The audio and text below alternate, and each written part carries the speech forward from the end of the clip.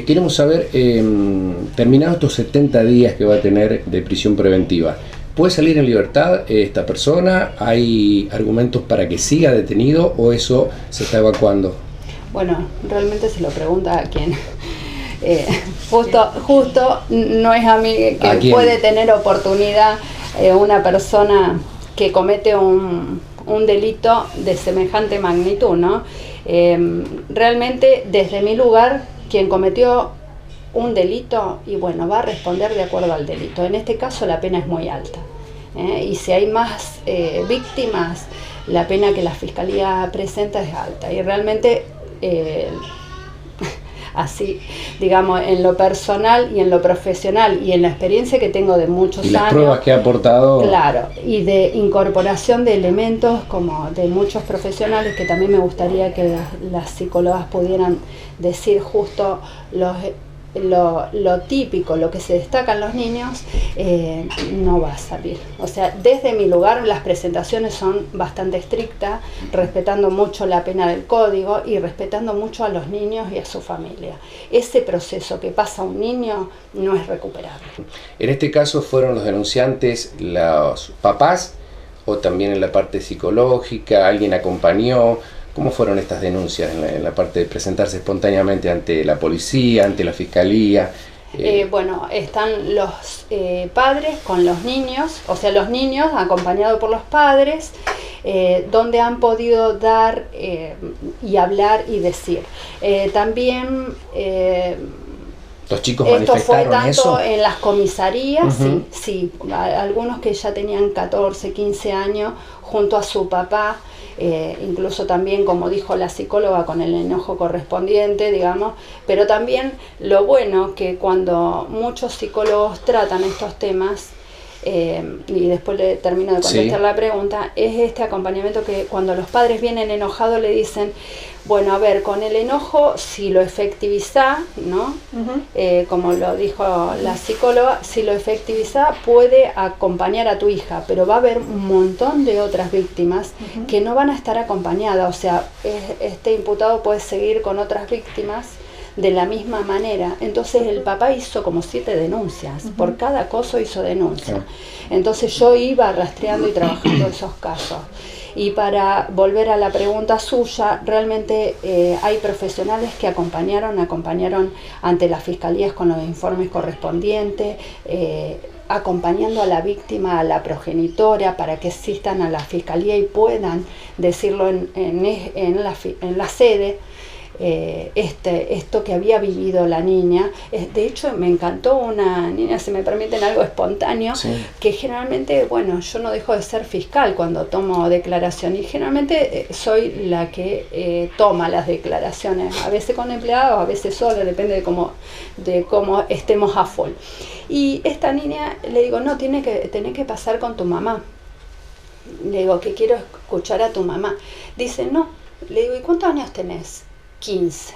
Y le digo, ¿por qué nos quiere que pase? Porque la única que puede dar cuenta de lo que pasó, así me lo dijo, soy yo. Y con quien quiero hablar es con usted. Así que yo, que siempre hago que intermedie un profesional, realmente le di espacio porque me lo estaba pidiendo y tiene hoy 15 años. Y la mamá dijo, sí, yo quiero que hable con usted, porque conmigo no va a poder decir todo lo que vivió. Y realmente quedé sorprendida, porque fue algo muy espontáneo, donde la ley en mí se jugó, porque yo digo, siempre trabajo con psicólogo, cámara GESEL en esto, pero la niña tenía una apertura importante y quería decir su dolor, lo que había sido engañada, que había... y que no quería ser responsable a su mamá de lo que ella sentía como culpa. Entonces, rápidamente le dije, culpa los niños no tienen en esta situación, sino ese adulto que infringió la ley, le digo, que los acosó, que los amenazó. Eso un adulto no lo tiene que hacer, ¿no? Uno lo adapta a los chicos cuando lo transmite. Y le digo, eso te tiene que quedar o te tiene que llegar, le digo, que los adultos son los que se equivocan en estos temas, porque están tratando de engañarte, acercarte, y los chicos tienen un montón de apertura, hablan mucho, cuando son escuchados, hablan mucho, les lleva mucho tiempo, ¿no? Porque por todas estas culpas y miedo, pero hablan mucho. Sí me gustaría que las psicólogas eso pudieran del tiempo decir es interesante sí, también, claro. porque sí, justamente a veces la chica que recibe estas sugerencias, ¿no? Todas estas cosas de mandarme la foto, querés aprender más y todas estas cosas, a veces siente esto, siente culpa, siente vergüenza y se queda y a lo mejor no lo dice en un primer momento. Y miedo también. Sí, claro, miedo. Ya cuando llega al miedo, ahí es donde más habla. Claro. Porque cuando el otro sigue insistiendo y a lo mejor se lo cruza en la calle un día o lo ve afuera de su casa casualmente, entonces ahí es donde normalmente buscan ayuda, cuando ya llegaron al miedo. Pero a lo mejor antes pasaron por eso, por vergüenza, ¿y qué van a decir? Y a lo mejor yo, porque subí la otra vez una foto, di a pensar algo y entonces ahora me están diciendo. Entonces van pasando por todas esas sensaciones hasta que cuando llega el miedo, ahí es como el momento clave. Lo que es importante como adulto, que uno está cerca, sea en el lugar de padre, de educadores, docente, de lo que sea, es decirles que siempre alguien los va a ayudar. O sea, mostrarles esa tranquilidad, que algo se va a hacer con eso. ¿Sí? Que en el momento en el que ellos puedan hablar, fundamentalmente eso, en la previa, en lo que uno puede hacer de prevención, es decir, si a vos te llega a pasar algo, alguien te va a ayudar. ¿Sí? Vas a encontrar a alguien en quien confiar. Esto. ¿Sí? Eso más que nada, además de a veces tener las claves de Facebook, de esto y lo otro, es darle esa seguridad de que alguien, porque a veces la hija adolescente no quiere hablar con la madre porque se está peleando porque no la deja salir el sábado también, entonces no quiere hablar con este justo adulto. Pero a lo mejor en la escuela, ¿sí? Se encuentra con una directora, con una preceptora, con un docente, o en el club con el profesor de vóley, qué sé yo. Y ahí, ¿no? Encuentran un espacio donde, me está pasando esto. ¿No? Y bueno, y ese adulto siempre tiene que acercarse aunque sea a consultar a los lugares que dijimos antes. Claro, Bueno, eso, ¿qué hacemos? ¿Qué hago con esto? Esta piba me dijo esto. ¿Qué hago con esto? Claro, ¿Cómo también la esto ayudo? de entrenar la escucha a los adultos y sobre todo quienes ocupan estos espacios, ¿no? Y padres y madres, cómo aprender a detectar también cuando está ocurriendo algo de esto, que a lo mejor a veces no se dice de manera literal, lineal, claro. Se va diciendo de distintas formas y cómo, bueno, cuáles son las recomendaciones para poder detectar que algo está pasando, que algo malo de esto está pasando. Con respecto a las recomendaciones, a ver, primero que el grooming es un delito como el abuso sexual. Exactamente lo mismo. La diferencia es que utilizan los medios, la tecnología, y no podemos dejar de lado que vivimos en una cultura digital y que como tal también afecta a los adolescentes en cuanto es parte de su identidad. La cultura digital en el adolescente de hoy tiene que ver con su identidad, con la construcción de su subjetividad. Ahí está, sacame el vivo. Entonces, se hace muy difícil poder apartarlo o pensar de cómo se hacía antes y cómo se hace ahora. Todo nuevo. Claro. Ahí dicen los padres, todo nuevo, ¿no? Todo nuevo, pero ante todo eso nuevo, lo que no tiene que faltar es la comunicación, hablar. Yo digo que los adultos tenemos que dar el ejemplo en lo que decimos y en lo que hacemos. Tenemos que ser coherentes ante el adolescente, ante el niño.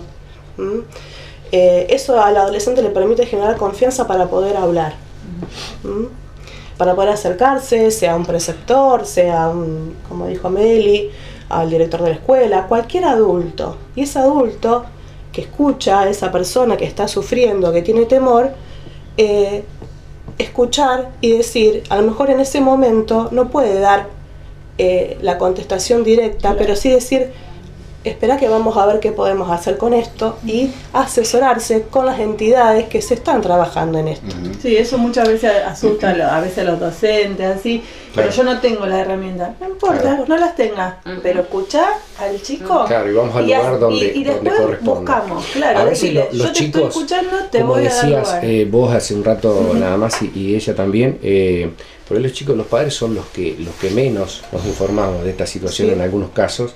Las chicas y los chicos por ahí prefieren contarle a algún amigo, a alguna amiga, por eso bueno, hay que hacer referencia de esto para que cada uno no tome como propio, pero sí llevarlo al lugar donde corresponda, sí, ¿no? Y siempre hay algún adulto, como hace poco hacíamos una charla en relación al uso y abuso de sustancias, ¿no? Y ahí también el doctor decía, siempre buscar un adulto, tu compañero está medio que no se sabe si se cayó y se golpeó la cabeza o si tomó de más alcohol, siempre se busca el adulto, o sea, la referencia tiene que ser un adulto, tiene que ser un adulto que esté dispuesto, ¿sí? Que digamos, ellos van a buscar un adulto. Lo cierto es que si el niño eligió a alguna persona como para poder confiárselo, es porque esa persona es un referente importante. Totalmente. Y esa persona que escuchó, que tomó esa escucha, tiene que hacer algo. Tiene que hacer algo. Porque ese niño está esperando que algo se haga. Está pidiendo auxilio. Exactamente. Nunca subestimar estas versiones, estos testimonios, digamos, quitarle importancia, nunca dejarlo pasar. Aunque parezca en principio... Sí, muchas veces con el discurso machista, que es imperante, muchas veces, y bueno, a lo mejor, viste, a veces los adultos dicen esto, te silban en la calle, te dicen grosería, y bueno, a lo mejor te lo cruzaste porque justo te lo cruzaste y no. Una cosa es a veces entre pares cómo se den las cosas, y otra cosa es cuando estamos hablando de un adulto, ¿sí? Y una chica de 14 años que se está iniciando, que no sabe muy bien ni lo que está sintiendo, ni lo que le está pasando, ni nada, y aparece un adulto diciéndole cosas que lo descolocan completamente, completamente. Entonces ahí es donde es importante, no es lo mismo estas cuestiones entre pares, digo, para que los padres también tengan como una recomendación, si bien hay que estar atento a qué está pasando, pero no es lo mismo que cuando está en juego un adulto que a lo mejor le lleva 30 años. Claro.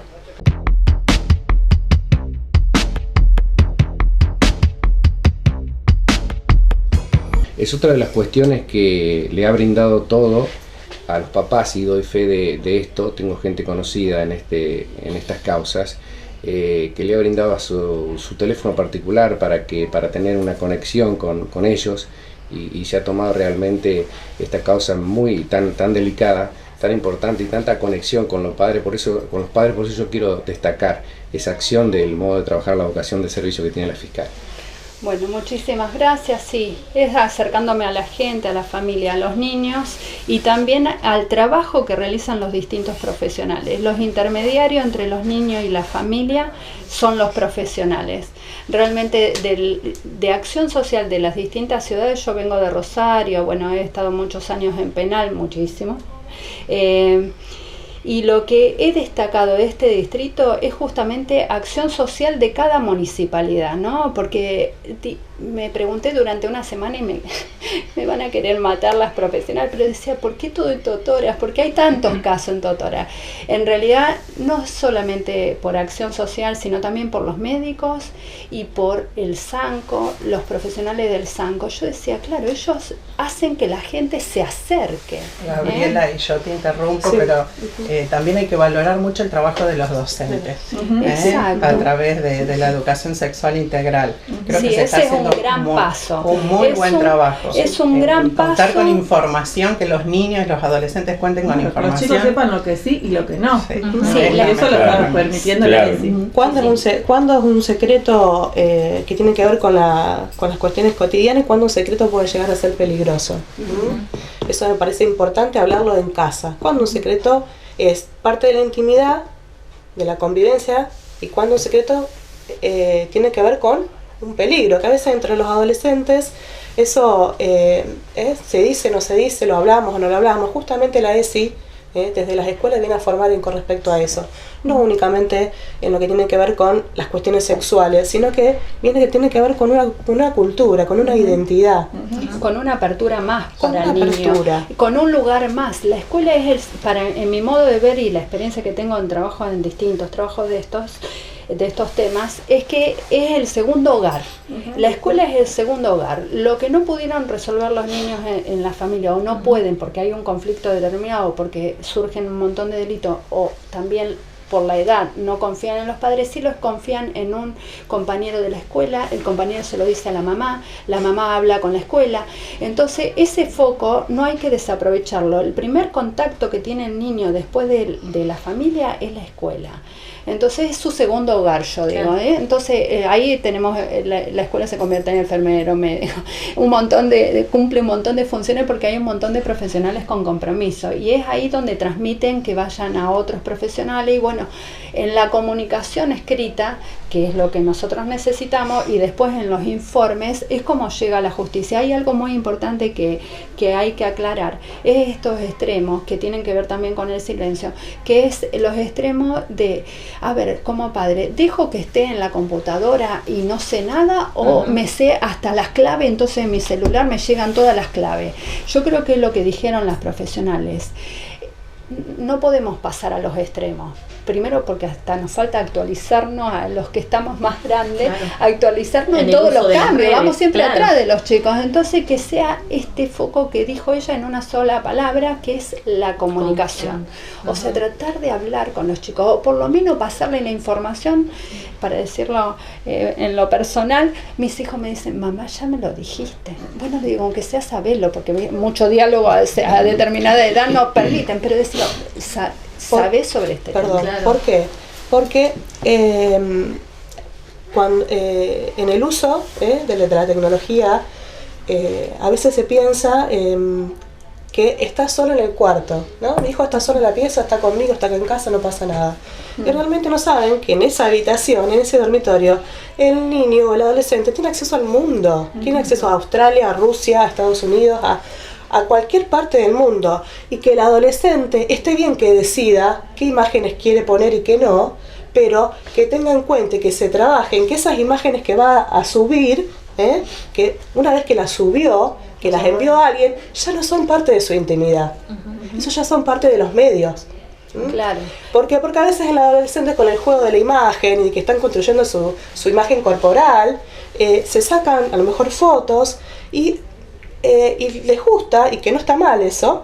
El tema es cuando esa imagen es utilizada, se sube o se comparte, aunque se comparta a la mejor amiga o que se comparta al novio o lo que sea. Esa imagen ya no es para el novio o para la amiga. Que sepan que esa imagen ya no tiene que ver con su intimidad, sino que exponen su intimidad a nivel masivo. Incluso todo lo que se envía. Control. Claro. Esto es importante. Que es muy importante, porque está esto, así como el adolescente piensa que le va a enviar a una determinada amiguita o a un amigo, hay personas, o están las comunidades, la gente esta de los pedofilios, que utilizan eso para comenzar a relacionarse, acercarse, digamos, acercarse por medio de perfiles falsos a veces. Claro, y después vienen las amenazas, ¿no? Para nosotros, que ya se van agravando los delitos, viene la amenaza. Bueno, si vos no me mandás tal foto, porque ya después empieza con requerimientos específicos, tal foto con tal postura, con tal ropa, con tal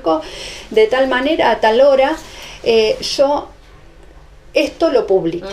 Claro. Entonces, es como una trampa de la cual no se puede salir. Yo tengo el teléfono también de tu mamá, sé el Facebook de tu mamá. Estoy a media cuadra de tu casa. Entonces empiezan esos temores, que para los chicos es un montón, es muchísimo. Bueno, es para que tengan en cuenta un poco de información y saber que trabajamos un montón en referencia a los niños, y que también Arístides, ¿no? Sí, eso.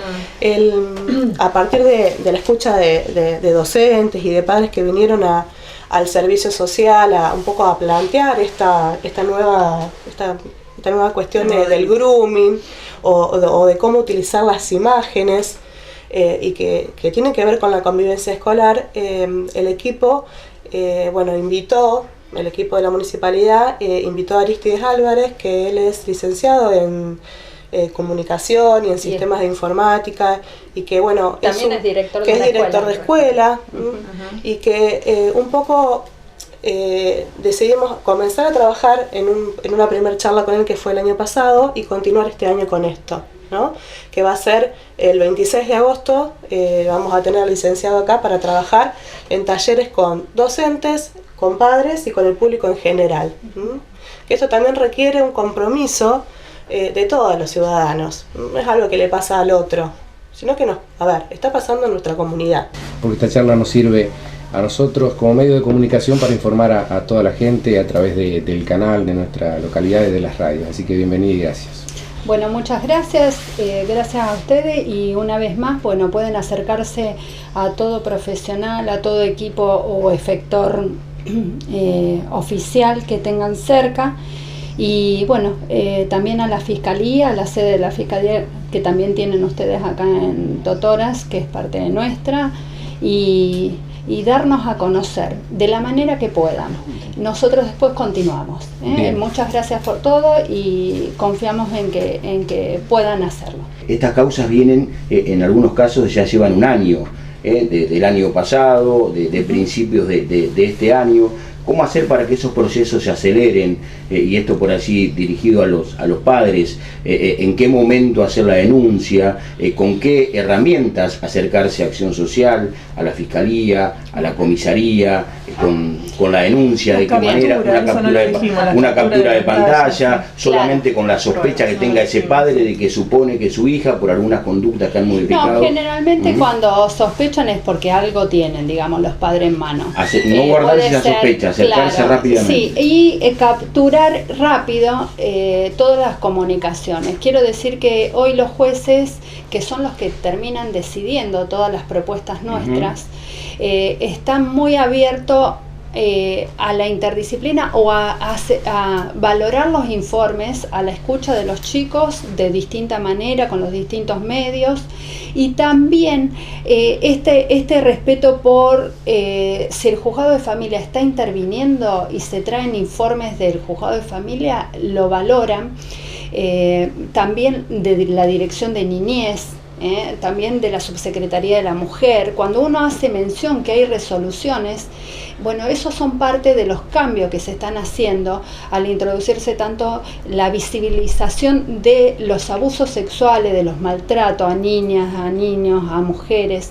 Entonces, esta visibilización permite cambios. Estos cambios yo ya los siento cuando trabajamos en las audiencias orales con las posturas de los jueces, porque muchos ya tenemos experiencia de muchos años. Entonces, todo esto se va incorporando en la justicia, y uno ve esta apertura a lo interdisciplinario, a que otros profesionales están trabajando, quizás son parte, pero ese engranaje hace nuestro elemento de prueba y son importantes que sean respetados.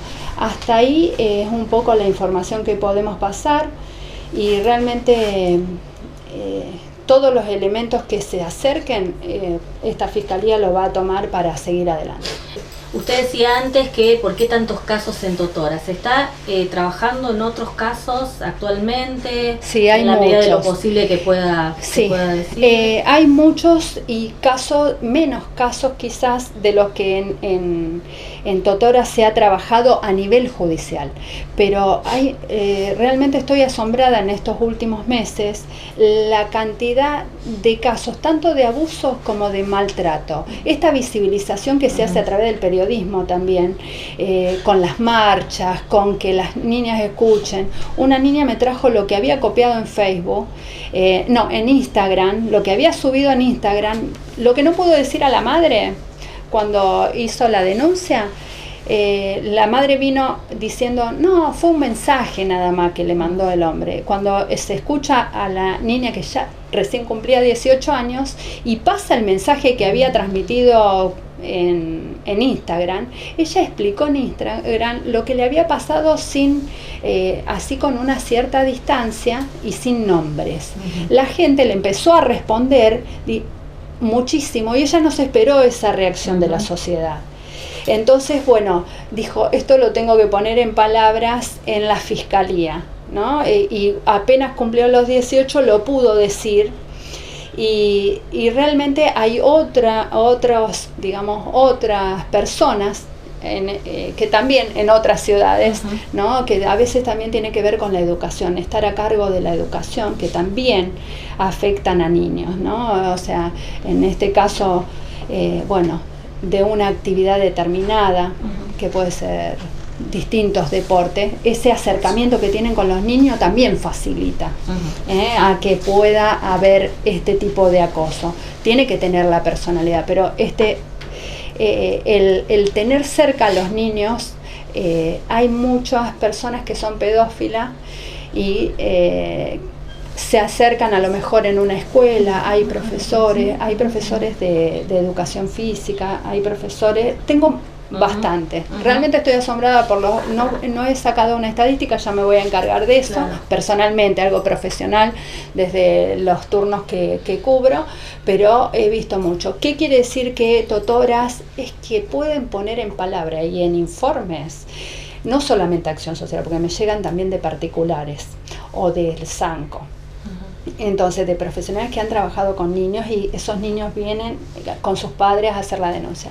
Quiere decir que se trabaja un montón con la familia, que se trabaja en la escucha, y que eso se plasma desde lo profesional, con lo que corresponde. Puntualmente se están siguiendo otras investigaciones, entonces. Sí, de hecho hay una detención porque hay un tiempo que es el de la gente y un tiempo el judicial. El tiempo de la gente es que a lo mejor esto que fue denunciado en febrero, que es cuando yo comencé el caso de acá de tutoras, la gente ya inició hace un año con esta situación y lo denuncia en febrero. Yo empiezo en febrero y lo puedo lograr detener de acuerdo a la pena y al delito. Claro. Hay otros casos que también están siendo, que tengo justo otros delitos, que también justamente en el día de ayer se detuvo a una persona que estaba encargada de la educación. Eso agrava la pena. Y bueno, justamente una reiteración del delito en otra joven más. Ahí estamos trabajando y es realmente difícil porque son muchos los niños afectados, pero y también corresponde a otra ciudad, que sería el de Cañada de Gómez. Le digo porque recordamos su participación también en el caso del empleado municipal que había sido detenido ya hace unos meses y que también había sido muy mediático y se había conocido, no sé si puede dar algún detalle de cómo está ese legajo fue sorprendente también porque inició con pocas denuncias, pero la escucha de las profesionales hizo que hubiese muchas más denuncias. O sea, muchas personas se atrevían a denunciar por primera vez lo que habían vivido cuando eran chicas. Esta fiscalía presentó un requerimiento acusatorio, no recuerdo bien la pena, pero muy alta, diría, para una detención, una continuación en la detención. Continúa con prisión preventiva esta persona. Sí, totalmente, y pidió el requerimiento acusatorio con una pena, creo que supera los 11 años seguro. No recuerdo en este momento, porque son muchos los casos que trabajo, pero entonces, ¿por qué? Porque hay muchos casos y uno también eso lo tiene en cuenta cuando va a pedir la pena, tiene en cuenta los elementos que se incorporaron en cada uno de los casos.